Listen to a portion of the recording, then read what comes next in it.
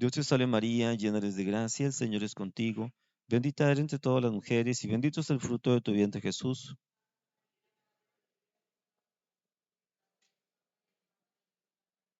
Gloria al Padre y al Hijo y al Espíritu Santo. Sagrado corazón de Jesús, oh dulce corazón de María, en nombre del Padre y del Hijo y del Espíritu Santo. Amén.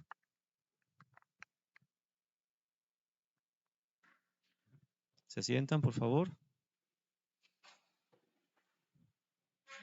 La iglesia está medio vacía o medio llena. Pues si los siguientes domingos sigue así, pues significa que va a haber necesidad de poner 3 misas y no 4 misas. Porque un sacerdote solamente puede oficiar una misa por día y en la medida de la cantidad de feligreses que acuden los domingos y fiestas de guardar, pues son 3 o 4 o 5 o 6 o 10. Entonces, pues ahí vamos viendo en los siguientes domingos cómo se va comportando la asistencia de feligreses. Entonces, si sigue así como el día de hoy, pues nos vamos a ver en la necesidad de que sean 3 misas y no 4 misas, porque son menos feligreses. Pero creo que son menos, pero mejores. Estoy sospechando. Bueno, el caso es que el día de hoy eh, le voy a, al buen entendedor pocas palabras, ¿verdad? Entonces, además, aquí hay niños, aquí hay jóvenes, aquí hay adultos y hay adultos más adultos. Pero me voy a dirigir a los adolescentes. ¿Por qué? Porque lo que le digo a Pedro, quiero que lo entienda Juan. Entonces, lo que les voy a decir en este sermón a los adolescentes, creo que lo van a entender los niños, los jóvenes, los adultos y los más adultos. Había una vez, había una vez un adolescente. ¿Y qué es un adolescente? ¿Uno que es niño? No. ¿Uno que es joven? No. Es una persona que en unos momentos se comporta como niño y en otros momentos se comporta como joven. 12, 13, 14, 15. Más o menos 4 años dura esa transición de ser de dejar de ser niño a ser joven. 12, 13, 14, 15 años, o sea, 4 años en el proceso, que pueden ser más, que pueden ser menos, si es que pueden ser menos dependiendo de si avanza más rápido o más lento su madurez intelectual, psicológico y fisiológico y lo que hagan los padres con él, o sea, la formación que le estén dando. Porque hay padres de familia que, hay padres de familia que, este, que no necesitan ir a escuela para padres. Ellos saben formar a sus hijos, qué bueno. Y entonces les dan lecciones de vida a sus niños y a sus adolescentes. Y cuando llegan a adolescente, ¿qué creen? No tienen esas dudas existenciales y otros problemas más propios de los adolescentes.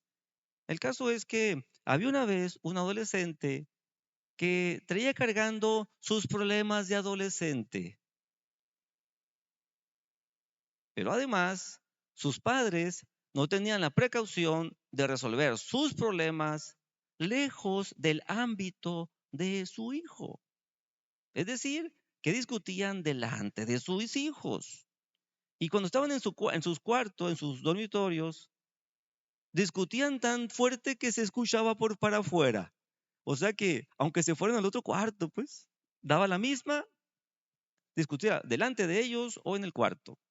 Entonces, aquel adolescente cargaba con sus propios problemas, con los problemas de sus padres, y cuando iba por la calle, veía a personas que pedían para comer. Veía personas que parecía que no tenían casa. Tenía amigos que traían problemas fuertes. Y entonces se añadía ese otro cosa, que era, él lo sentía como si fueran sus problemas.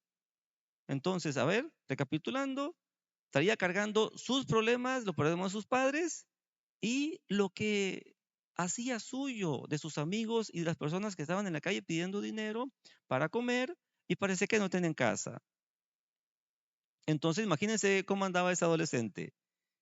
Y llegó a dudas existenciales de si existirá Dios o no existirá Dios. El caso es que se sube al techo de su casa una noche y se pone a ver las estrellas. Se le olvidaron los problemas. Porque al ver la maravilla de Dios, al ver las estrellas tan bonitas y al admirar la naturaleza, por un momento se olvidó de sus problemas y de todos los problemas de las otras personas que también andaba cargando como si fueran sus problemas. Pero nomás fue un momento. Pasado ese momento, ¿qué dijo? Dios, si existes, ayúdame y ayúdalos a todos los demás. Ese niño había ido al catecismo, o sea que sí sabía que existía Dios. Porque ese niño que ahora era adolescente dijo, Dios, si existes, ayúdame y ayúdalos. Porque ese niño nació en el modernismo, creció en el modernismo y hasta, la historia dice que hasta en la preparatoria conoció un amigo que lo llevó por primera vez a la misa, que es santo sacrificio de la misa. Y dijo, ahora ya entiendo la diferencia entre la cena del Señor y el santo sacrificio de la misa. Y nunca jamás volvió a ir a la cena del Señor. Y después de eso, siguió yendo de ahí en adelante a la misa, que él no conocía. Él conocía nomás la cena del Señor. ¿Y qué conoció además de la Santa Misa? Conoció que en esa iglesia la gente apaga su celular antes de entrar. Pero como eso todavía no se existían los celulares, nomás es una referencia, no un recordatorio, por favor. Notó que la gente usaba, señoras, las mujeres usaban velo en la cabeza, que vestían decentemente, modestamente, que rezaban con fervor, y entonces lo invitaron a un retiro espiritual. Y ahí conoció la necesidad y la importancia de los retiros espirituales. Ahí conoció la importancia y la necesidad de recibir los sacramentos, confesión y comunión. Ahí conoció la necesidad y la importancia de los sacrificios y mortificaciones. Se acabó la historia, se acabó el exordio. Ahora nos vamos con el sermón, el cuerpo fuerte del sermón, que es, jóvenes adolescentes, vayamos a los retiros espirituales. Hay que confesarse, hay que comulgar. Y tercero, hay que mortificarse. Muy bien, punto primero. Hay que ir a los retiros espirituales. Ahí vamos a enseñar, a aprender cómo meditar.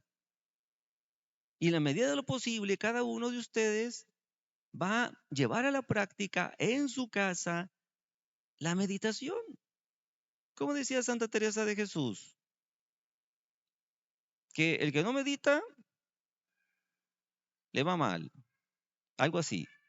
¿Y qué decía Ezequiel profeta?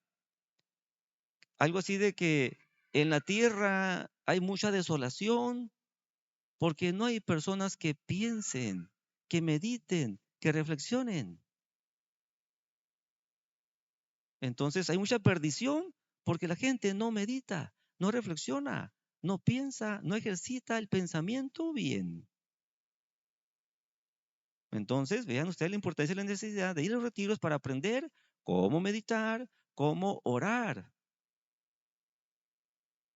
Y luego, segundo punto, hay que acercarnos a la confesión y a la comunión. Les envié el día de hoy, muy temprano, un audio que dice ahí cómo confesarse y cómo comulgar. Así que eso nos va a ayudar a obviar tiempos en el sermón. Y les voy a pedir a ustedes que escuchen o vuelvan a escuchar ese audio que contiene solamente un error. Pero en los comentarios dice la enmienda, la fe de ratas de eso que pasó. Bueno, entonces ahí dice cómo confesarse, cómo comulgar, y ustedes para que lo lean o lo escuchen o lo vuelvan a escuchar y les ayude a mejorar sus confesiones. Se acabó el punto segundo, pasamos al punto tercero.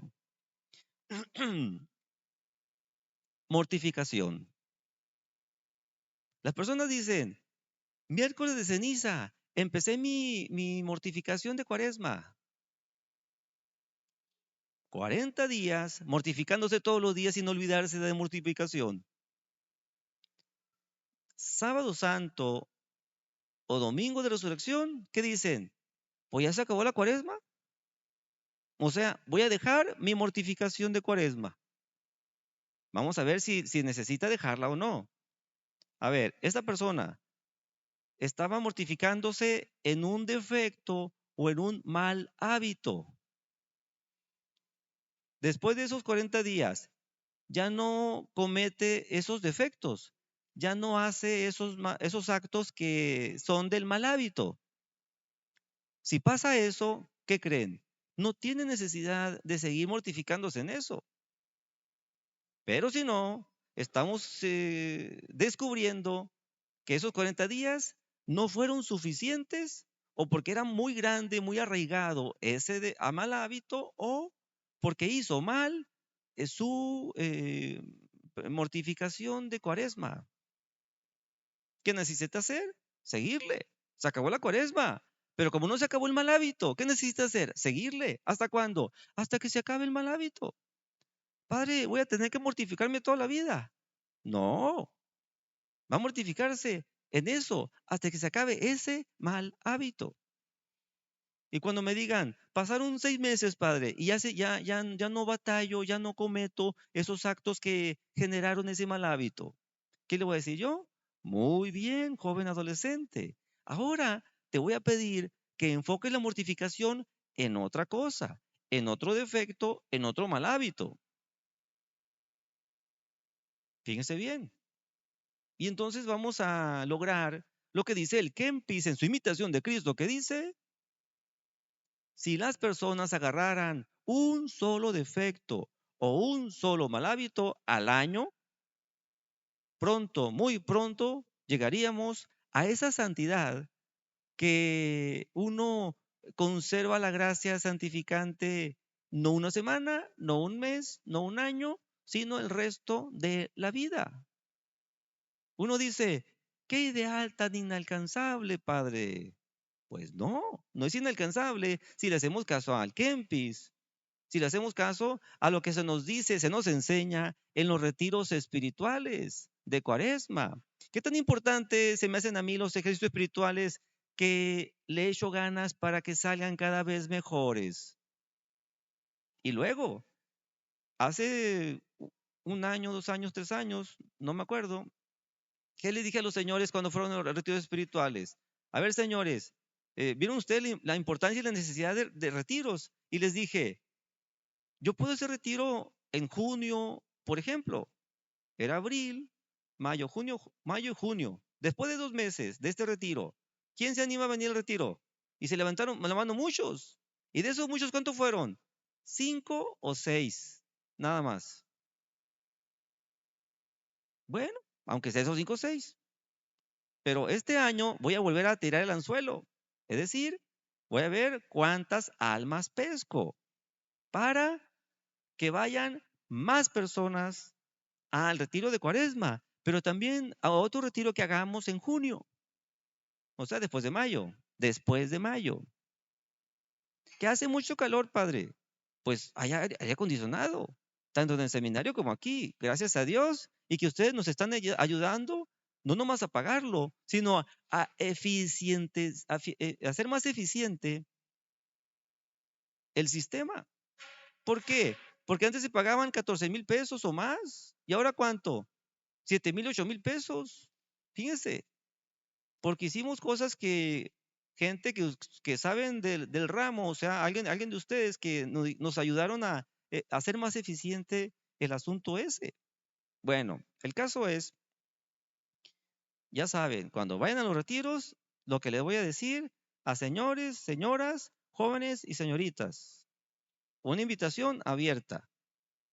De que no puede, el que no quiera, no me voy a sentirme por eso, pero sí me voy a poner un poco triste porque es otro recurso más que ustedes tienen a la mano para ser mejores personas, o sea, mejores hijos de Dios, mejores padres de familia, mejores esposos, mejores hijos de familia, mejores ciudadanos. Pero bueno, por último, mortificación. Les traigo dos ejemplos. San Juan de la Cruz dice lo siguiente: persona que no se mortifique, aunque, fíjense, aunque haga milagros, no le creas. Y me parece que fue el Papa Benedicto XIV o XII que puso las reglas de la canonización de los santos. Antes se hacía, pero ahora con método, o sea, reglas o cánones para hacer esto de que oficialmente la iglesia declara que esa persona está en el cielo. Y una de las cosas fue que le hizo caso a San Juan de la Cruz y lo puso en esos cánones. Persona que no se vio que hiciera mortificación en su vida, no avanza en el proceso de canonización. Pues resulta que en España había una religiosa que volaba por los aires. Y me parece que fue San Juan de la Cruz el que iba volando esa religiosa. Y miren, así, así y así. La señal de la cruz y miren, cayó y se lastimó aquella que parecía santa porque hacía milagros. Pero algo le faltaba.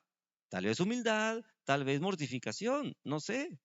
El caso es que San Juan de la Cruz me parece que fue él el que descubrió que era una falsa santa porque hacía falsos milagros. Y así, con la señal de la cruz, en el nombre de Jesucristo, y para abajo la que estaba volando por los aires.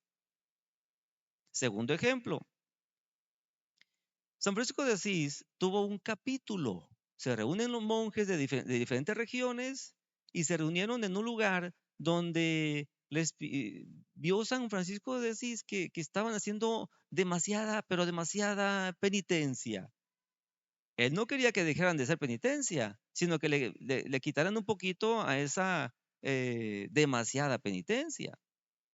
Y les pidió que aquí pusieran sus instrumentos de penitencia y que estaban sacando cilicios de fierro, de puntas de acero y otras cosas más.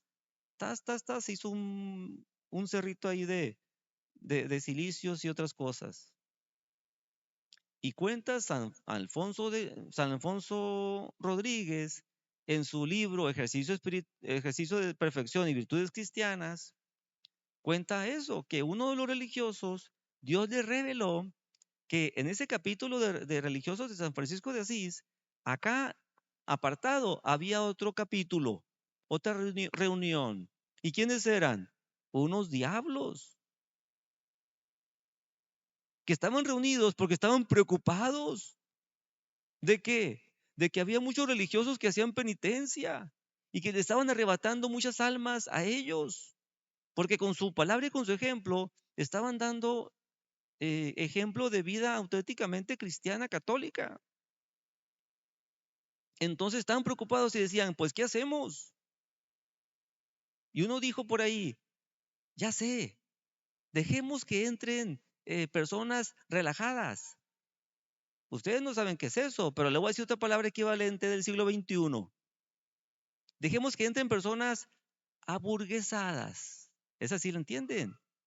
Que buscan a toda costa el confort, el siempre estar a gusto y huir lo que no se siente a gusto. Se lo voy a decir con palabras de papá y mamá. Niño, lo que te guste te comes y lo que no te guste no te lo comas. Versión papá y mamá. Estamos formando a niños aburguesados. Por eso son niños. No entran al seminario menor y menos al mayor. Significa que vamos a, a ponerles penitencias a los niños. No, que ellos solo los pongan. ¿No te gusta ese que parece arbolito verde o blanco? Cómetelo. Pero sabe feo. No, sabe bien, pero tu gusto apenas se está desarrollando. Y tu cuerpo te lo va a agradecer porque te vas a ir nutriendo. Y aparte, si lo ofreces a Dios, una mortificación muy buena, porque ese arbolito verde o blanco no te va a dañar, no te va a enfermar. Podrán pasar otras reacciones en tu cuerpo, pero eso no es enfermedad. Fíjense, nivel papá y mamá, para que vayan agarrando tips. Bueno, esos diablos, Dios le reveló a ese religioso que lo que estaba pasando con esa reunión de diablos. ¿Y qué dijo uno? Señores, diablos, no se preocupen. Vamos a dejar que entre gente relajada, o sea, aburguesada, que busca siempre el confort a las órdenes religiosas. ¿Y qué creen? Al entrar personas relajadas o aburguesadas, las órdenes religiosas se fueron decayendo. ¿Por qué? Porque ya no se hacía penitencia. Ahora se buscaba el confort, se buscaba si no te gusta, no te lo comas, y si te gusta, te lo comes. Y los frailes que estaban así, línea, después estaban así. Porque gula entre los que y lo que le sigue. Gula y otras cosas más. Y se fueron decayendo las costumbres de los conventos y monasterios. Hago un paréntesis para reflexionar sobre la iglesia moderna. ¿Qué pasó ahí?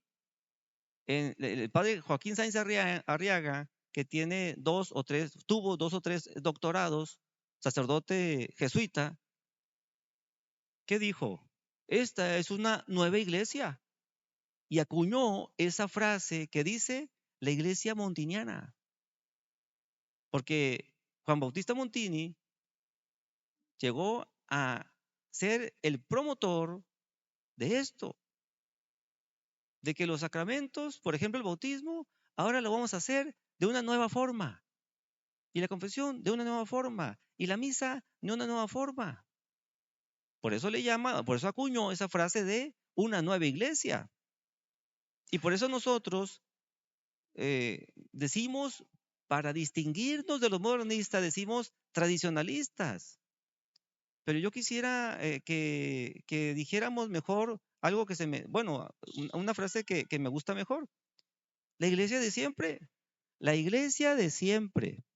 Porque mi abuelita se casó en latín y su mamá en latín y su mamá en latín y tú, San Juan Bosco, San Felipe Neri, San Ignacio de Loyola, San Agustín, celebraban la misa en latín.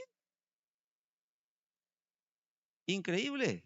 Pertenecemos nosotros a la iglesia de siempre. ¿Y quiénes son los que se salieron? Los que quisieron hacer de una manera diferente o nueva las cosas. ¿Cómo le llamaron? Aggiornamento en italiano. Y en español, vamos a modernizar la iglesia. Y en palabras propias, vamos a mundanizar la iglesia. Y se cierra el paréntesis. Entonces, resumen de este sermón, reconozcamos la importancia y la necesidad de asistir a los retiros cuaresmales. La importancia y la necesidad de recibir con frecuencia y bien confesión y comunión. Y por último, reconozcamos y apliquemos la importancia y la necesidad de hacer mortificación en la cuaresma, y si le seguimos batallando, hay que seguirla practicando. Ese es el resumen, y espero que ustedes lleguen a concluir de la mejor manera, esperando en Dios, la ayuda de Dios y de María Santísima. En nombre del Padre, y del Hijo, y del Espíritu Santo. Amén.